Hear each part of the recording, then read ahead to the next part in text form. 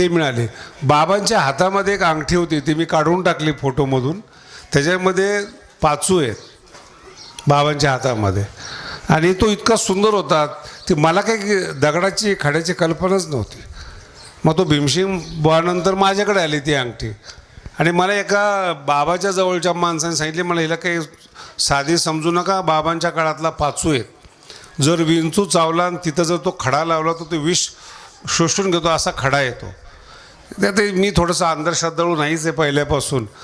मी म्हटलं चला किंमत बघावी किती आहेत. मुंबईला गेलो आणि ती अंगठी दाखवली. 2004 साली 10 लाख रुपये किंमत सांगितली त्या खड्याची. म्हणजे भगवान बाबा किती ऐश्वर्य संपन्न होते याचा अंदाज घ्या.